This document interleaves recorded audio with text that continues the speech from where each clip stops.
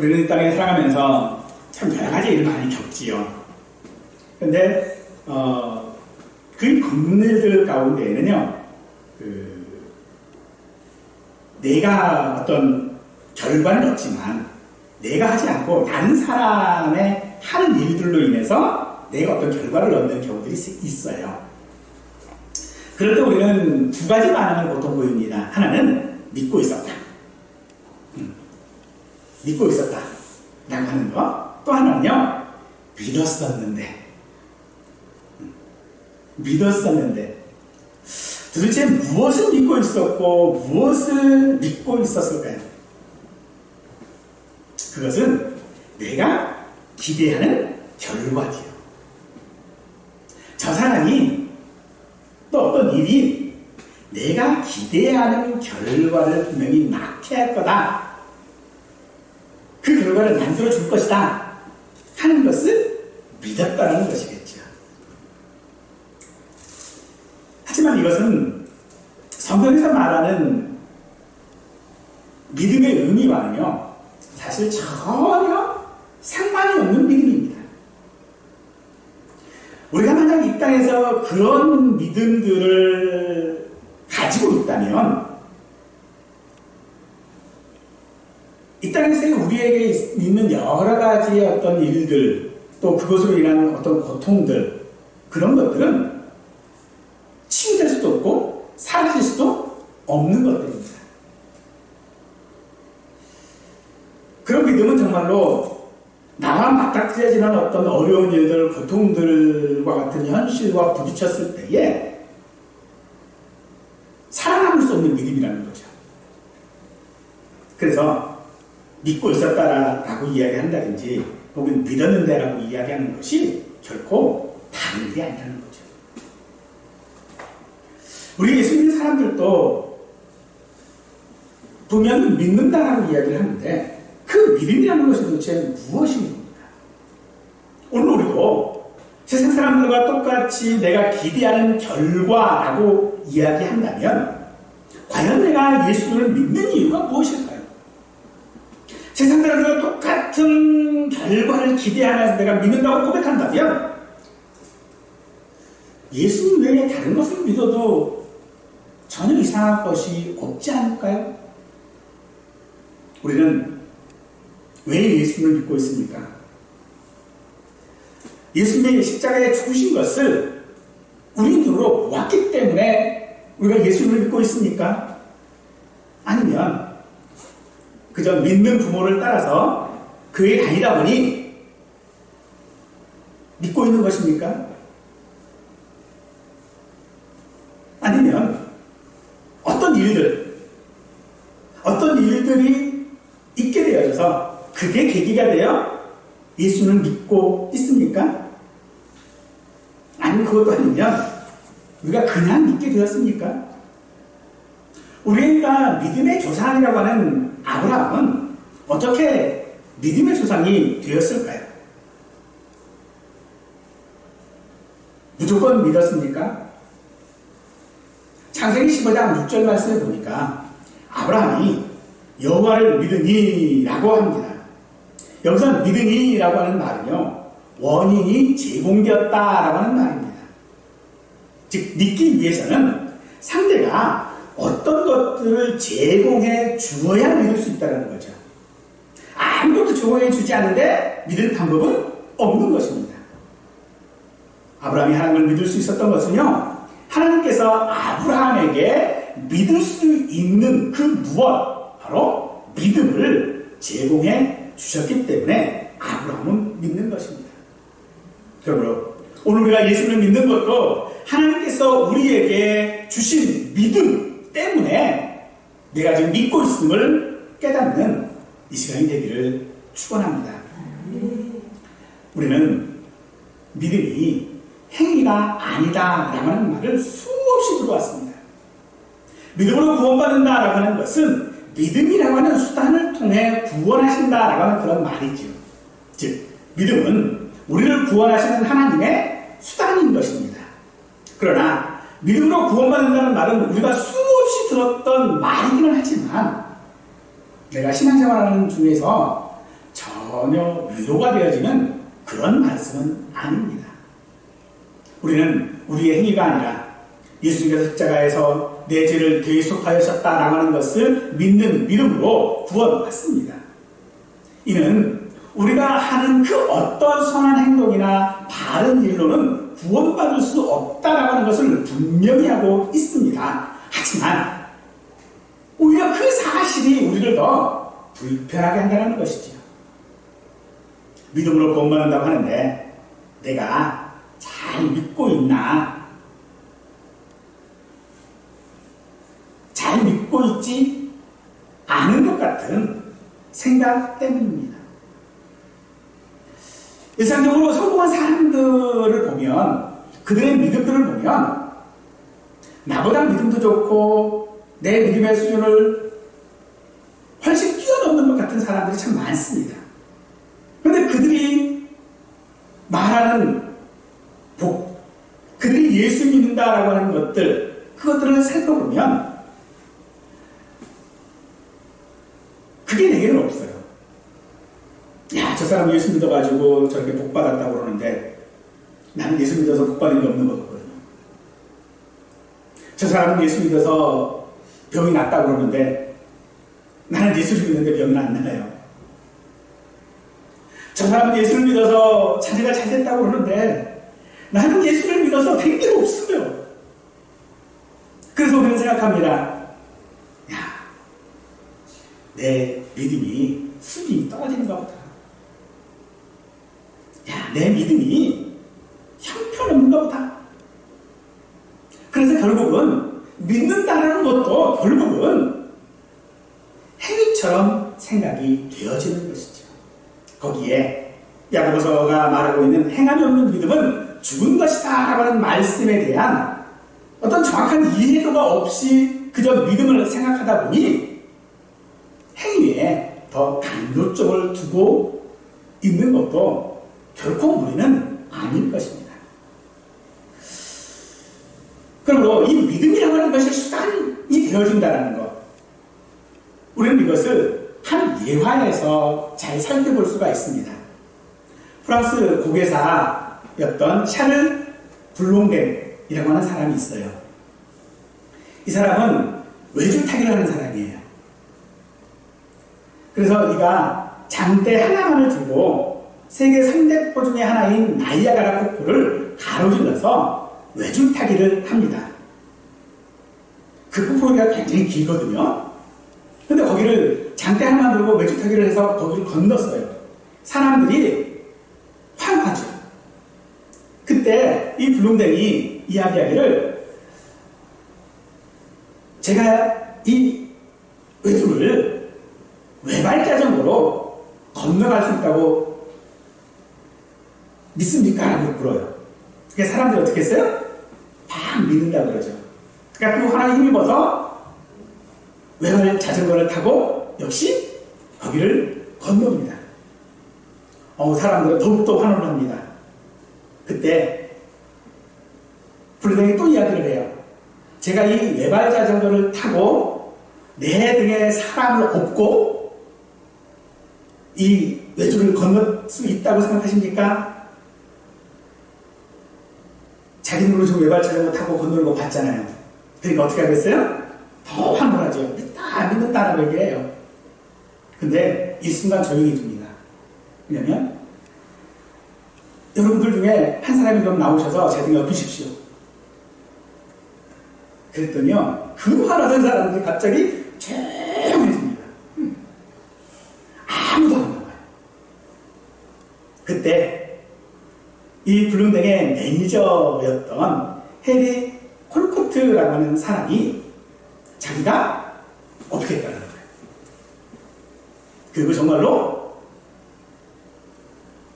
블룸댕의 등에 엎여서 외발자전거를 타고 그 줄을 건넜어요. 콜코트가 그 외줄을 건너기는 했지만 콜코트가 건넌 게 아니죠. 만약 콜코트가 나는 이 블룸댕을 믿는 믿음이 있었기 때문에 이 외줄을 건널 수 있었다고 한다면 그 이야기를 듣는 많은 사람들은 어떻게 생각할까요? 제가 미쳤나? 지가 건넨 게 아니고 구르댕이 건너준 건데 뭔 소리를 하는 거야? 라고 할 겁니다.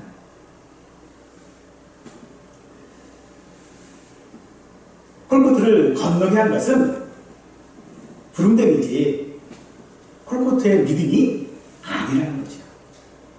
단지 그에게는 구름댕이에 대한 믿음이 있었기에 그것을 행동으로 증명한 것 뿐이라는 거죠. 히브리서 11장 1절 말씀에 그랬습니다. 믿음은 바라는 것들의 실상이요 보이지 않는 것들의 증거라고 말하죠. 여기서 이야기하는 실상이다라고 하는 말은 실체를 말합니다. 상상으로 그리는 것이 아니라 진짜 존재하는 것이라고 하는 그런 말이죠. 그러나 믿음이라고 하는 것은 우리 사람의 눈으로는요 사실 확인할 수 없습니다. 우리가 믿음 그러면 이게 말로 듣고 글로 읽었을 뿐이지 믿음의 분명한 실체가 우리에게는 없어요. 하지만 성경에서 말하는 오늘 믿음은 바라는 것들의 실상이라고 하는 이 말씀은 믿음에는 분명한 실체가 있다는 것이죠. 바로 하나님께서 우리의 삶을 인도하시는 여정이 바로 그것입니다. 그 여정에서 믿음은 작은 믿음일 수도 있고요, 큰 믿음일 수도 있습니다. 약한 믿음, 강한 믿음일 수도 있고요, 자랑하는 믿음일 수도 있고요, 거짓 없는 믿음일 수도 있고, 온전한 믿음이고, 그리고 믿음이 충만한 사람, 혹은 온전한 믿음을 가진 사람, 그런 것일 수 있습니다. 하지만 믿음은 그 믿음이 어떤 종류이든 간에 그 믿음의 대상에는 사실 변함이 없죠. 따라서 우리가 어떤 믿음을 가졌으며 그것은 믿음인 줄 믿으시기 바랍니다. 믿음의 분량에 따라서 할 수 있는지는 분명 다르겠지요. 하지만 믿음을 통해 구원하시는 것은 변함이 없습니다. 따라서 우리의 믿음의 분량이 얼마든지 상관없이 만일 내게 겨자씨만한 믿음만 있다면 우리는 구원받은 자인 줄 믿으십시오. 우리가 예수님을 믿는다고 해서 그 믿음이 능력이 되어져서 우리로 하여금 구원받게 하는 것이 아니라 우리를 구원하시는 분은 하나님이십니다. 믿음의 효력은요, 믿음 자체에 있는 것이 아니라는 것입니다. 우리를 구원하시는 분이 하나님이심을 우리가 이해할 때만이 믿음의 역할을 우리가 또한 이해할 수 있을 것입니다. 믿음 그 자체에는 아무 능력이 없습니다. 그래서 믿음을 수단으로 해서 하나님께서는 우리를 구원하시는 것입니다. 이 믿음은 어떻게 우리에게 생겼습니까? 우리는 예수님이 우리의 구주이심을 고백합니다. 그리고 세례도 받고 예배도 하고 또 때로는 간증도 하면서 믿음이 있음을 확인하고 싶어 하지만 예수 믿는 우리들의 삶은 여전히 무감각하고요. 말씀을 들어도 내 삶에는 변화가 없고요. 내가 믿고 있는지 내게 믿음이 있는지도 우리는 확신하지를 못합니다. 그러나 여러분, 우리는 우리 믿음을 함부로 검증하고 평가해서는 안 될 줄 압니다. 특히 어떤 특정한 행동이나 일시적인 감정을 가지고 판단하지도 말아야 할 것입니다. 왜냐하면 그 믿음을 우리에게 주신 분은 하나님이시기 때문입니다. 그 믿음이 적던 크던 많던 작던 그 믿음으로 내가 여러 가지 일들을 감당하든 하지 못하던 그 믿음은 하나님께서 내게 선물로 주신 것인 줄 믿으십시오. 하나님께서는 믿음을 통해 우리를 구원하십니다. 그럼에도 우리는 이 믿음을 신념 정도로 생각하는 것은 우리에게 이 믿음에 물리적인 실체가 없기 때문일 줄로 생각됩니다. 우리가 생각하는 물리적 실체라고 하는 것은 보통 행위로 나타납니다. 금식 기도를 한다든지, 주일 성수를 한다든지, 분에 넘치는 헌신을 한다든지, 어떤 기도에 응답을 받는다든지 하는 것들. 우리는 그런 것들에 관한 물리적인 실체가 있어야 믿음이 있다라고 생각할 것입니다. 그래서 그런 물리적인 실체가 없기에 마치 내가 믿음이 없는 것처럼 생각되고, 그래서 더 많은 것들에 관한 믿음을 얻고자 우리는 겉으로 여러 가지의 일들을 행하게 되어질 것입니다. 그러나 오늘 우리가 이번 본문을 통해 믿음의 실체를 우리는 확인해 볼 수 있습니다. 예수님께서 길을 가시다가 한 무화과 나무를 발견하시고 열매를 찾으셨습니다. 그러나 잎사귀밖에 없었어요. 그래서 예수님은 그 나무를 저주하셨습니다. 그러니 그 나무가 곧 말랐다라고 하죠. 제자들이 신기해서 예수님께 묻습니다. 이게 어찌된 일입니까? 물으니 예수님께서는요 이렇게 대답하십니다.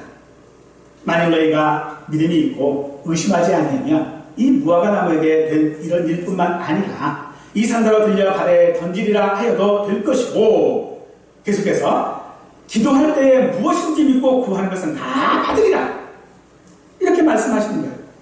도대체 무화과 나무가 마른 것과 믿음이 무슨 관계가 있는 걸까요? 예수님께서 이 무화과 나무에서 얻고자 하시는 것은 열매였지요. 하지만 그 열매가 없음을 아마 예수님은 분명히 아셨을 겁니다. 그럼에도 열매를 찾으신 것은 제자들에게 그 나무의 잎사귀를 보게 하시기 위함일 줄로 압니다. 보통 무화과 나무는요 6월과 9월에 열린다고 해요. 그런데 마가복음 11장의 말씀을 보면은요 무화과의 때가 아니다라고 하고 있어요. 즉 무화과가 열릴 때가 아니라는 거예요. 아직 열매가 있을 시기가 아닌 무화과 나무에게 열매를 찾으시고는 열매가 없다고 저주하시는 것은 상식적으로 이해할 수 없는 일입니다. 하지만 잎이 무성하다라고 하는 것, 그것은 열매를 기대하기에 충분한 것입니다. 예수님께서 나무를 저주하신 것은요 열매를 맺지 못했기 때문이 아니라 마치 열매가 있는 것처럼 무성한 잎을 자랑했지만 실상은 어떤 열매도 가지고 있지 않았기 때문이라는 것이죠. 하나님께서 우리에게 찾으시는 믿음은 어떤 믿음이겠습니까? 먹을 수 있는 열매를 찾으시는 것이 아니라 잎만 무성하지 말라는 것을 우리에게 교훈하시는 것입니다. 잎만 무성하다라는 것은 무엇입니까? 그것은 믿음이라고 하는 행위를 통해 부지런히 신앙생활을 했지만 그것을 자기 공로로 삼는 것입니다. 겉으로는 믿음이 있음을 자랑하지만 실제로는 아무 열매도 맺지 못하는 이율배반적인 태도를 말하는 것입니다. 예수님은 우리의 삶에 있어서 믿음의 중요성을 강조하고 계시지만 그것이 열매를 말하는 것은 아니라는 것이지요. 그러므로 우리가 그 열매를 맺기 위하여 우리의 삶 속에서 계속 되어져야 되는 것이 바로 믿음인 것입니다. 또한 예수님이 계속해서 말씀하실 때에 믿음이 있음을 의심하지 말라라고 말씀하고 계십니다. 의심한다라고 하는 것은요 온전한 신뢰가 아니기에 믿음일 수 없을 것입니다. 하나님께 기도하는 것도 믿고 우리는 기도해야 합니다. 우리가 어떻게 기도하는지에 따라서 내 믿음과 또 우리의 삶의 방식이 달라질 것입니다. 믿고 기도해야지 의심하고 기도하는 것은 결국 하나님을 신뢰하는 것이 아니겠지요. 이처럼 사랑하는 성도 여러분, 우리에게 믿음이 있음을 의심하지 마십시오. 우리에게 믿음이 있기에 우리의 기도가 응답되어지는 것입니다. 우리에게 믿음이 있기에 하나님 우리의 삶을 주관하시고 섭리하시고 인도하시는 줄 믿으시기 바랍니다. 하지만 이 믿음이라고 하는 것은요, 그저 주어졌다고 해서, 선물로 주었다고 해서 생기는 것은 아닙니다. 우리에게 믿음은 지식기를 바탕으로 하는 것입니다. 우리가 모르는 사람에게 자신의 소유를 맡기지 않는 것은 그 사람을 모르기 때문이겠죠. 그러므로 이런 지식은 멀리서 객관적으로 분석하고 무덤덤하게 아는 것을 말하는 그런 지식이 아닙니다. 우리가 믿음을 지식을 바탕으로 한다라고 하는 말은요, 직접적인 경험을 통해 아는 것을 말하는 것입니다. 믿음은 하나님을 아는 것입니다. 요한복음 10장 3절 말씀에 그랬습니다. 영생은 곧 유일하신 참 하나님과 그가 보내신 자 예수 그리스도를 아는 것이다 라고 말씀하고 있습니다. 우리는 예수님을 통해서만 하나님을 알 수 있습니다. 안다고 하는 것은 경험적인 지식을 의미합니다. 우리가 어떻게 하나님을 경험할 수 있습니까? 바로 말씀에 대한 순종이지요. 어떤 말씀입니까? 믿음이 있고 의심하지 아니하면 바로 신뢰해야 가능한 것이 곧 믿음일 것입니다. 다른 말로 하면 영접하는 것이고 예수님을 인정하는 것입니다. 하지만 그 인정에는요, 반드시 대가라고 하는 것이 따르게 됩니다. 예수님은 그것을 자기 십자가라고도 말씀하셨죠. 우리가 모세가 공주의 아들이었지만 그것을 거절하고 백성들과 함께 고난받은 것들을 성경은 믿음이라고 말하고 있습니다. 또한 그것을요, 그리스도를 위하여 받는 수모라고도 말하고 있습니다. 모세가 그런 수모를 또 모세 공주의 아들인 것을 거부할 수 있었던 것은 하나님이 누구인지를 알았기 때문입니다. 그는 듣는 말이 아니라 자신의 경험을 통하여 하나님을 알았기에 기꺼이 그 대가를 지불할 수 있었던 것이지요. 예수를 믿는 것은 우리 하나님께서 우리를 대신해서 믿어주는 것, 그것이 아닙니다. 또 그럴 수도 없습니다. 하나님께서는 우리가 하나님을 믿고 의지할 수 있도록 우리 안에 믿음을 선물로 주시는 것입니다. 그러므로 사랑하는 성도 여러분, 믿음은요, 누구의 것이 아니라 바로 내 것인 줄 믿으시기 바랍니다. 내게 있는 이 믿음이 그것이 적던 크던 그것은 내게 있는 것입니다. 혹여 이 믿음이 적다고 생각한다면, 이 믿음이 내게 없다라고 생각이 되신다면 우리는 주님께 기도해야 됩니다. 주여, 내 믿음 없음을 도와주소서. 내 믿음 없음을 도와주셔서. 주님은 우리에게 믿으라고 말씀하실 때에 무조건적으로, 맹신적으로, 비이성적으로 믿으라고 하시는 것이 결코 아닙니다. 믿음에는요, 세 가지 요소가 반드시 있어야 합니다. 지식, 감정, 의지입니다. 지식적으로 알아야 되고요, 감정적으로 인정이 돼야 되고요, 의지적으로 붙잡아야 합니다. 이것이 믿음입니다. 이런 것이 있을 때 우리는 이것이 올바른 믿음이라고 말할 수 있지요. 그러므로 이것이 우리가 말하는, 즉 행함이 없는 믿음은 죽은 믿음이라고 하는 야고보서의 말씀을, 그것과 그리고 믿음으로 말미암아 구원받는다라고 하는 이 말씀이 서로 상충되지 않는 이유가 바로 여기에 있는 것입니다. 잎만 무성하고 열매 없는 나무가 말라 죽은 것처럼 행함이 없는 믿음이라는 것은요, 그 능력을 발휘하지 못합니다. 행함이 있는 믿음이라는 것은 바로 이런 지정의의 믿음의 3요소가 있는 믿음인 것입니다. 하나님께서는 우리 것을 우리에게 선물로 주신 줄 믿으십시오. 따라서 세상이 생각하는 믿음의 결과가 우리에게 없다고 낙심하지 마시고, 내게 겨자씨보다 작은 믿음이라도 있다면 결코 포기하지 말고 그 믿음을 지키며 살아갈 수 있기를 축원드립니다.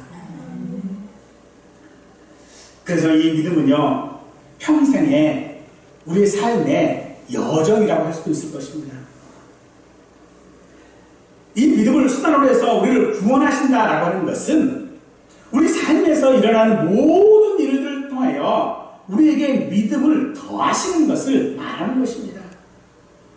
우리는 우리 삶의 일련의 일들을 섭리하시는 하나님을 믿게 되어질 것입니다. 삶의 여정에서 하는 모든 경험들이 우리의 믿음의 깊이를 더할 것입니다. 행위로 믿는 것이 아니라 믿음을 통하여 행하는 것입니다. 우리의 믿음은 처음에는 지식적인 것들, 처음에는 입부터 시작하겠지만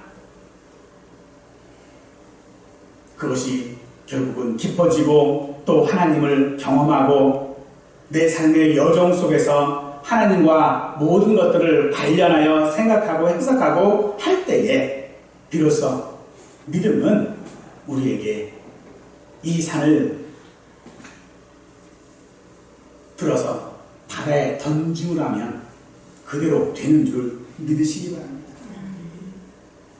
그러므로 믿음과 행위는 따로 노는 것이 결코 아닙니다. 하나님을 믿는 믿음이야말로 우리의 행위의 기초가 되는 것입니다. 우리의 믿음은 하나님에 관한 일방적인 그런 어떤 믿음이 아닙니다. 우리를 구원하시는 은혜에 관한 구체적인 그런 믿음을 우리의 삶 속에서 나타낼 수 있습니다. 믿음의 행위는 클 수도 있고요, 작을 수도 있습니다. 물질적인 것일 수도 있고 감정적인 것일 수도 있습니다. 전도하는 것일 수도 있고요, 예배하는 것일 수도 있고 기도하는 것일 수도 있을 것입니다. 어려운 사람에게 자비를 베풀고 친절하게 대면하는 것일 수도 있을 것입니다. 그런 믿음의 행위는 눈을 가리게 뜨고 힘들게 찾아내야 하는 그런 것이 아니라 내가 지금 믿고 있다고 하는 것, 그것을 통하여 내가 하는 모든 일들이 곧 믿음의 행위인 줄 믿으시기 바랍니다. 그러므로 에베소서 2장 8절 말씀에서 너희는 그 은혜의 힘입어 믿음으로 말미암아 구원을 받았으니 이것은 너희에게서 난 것이 아니요 하나님의 선물이다 라고 하신 이 말씀을 믿으십시오.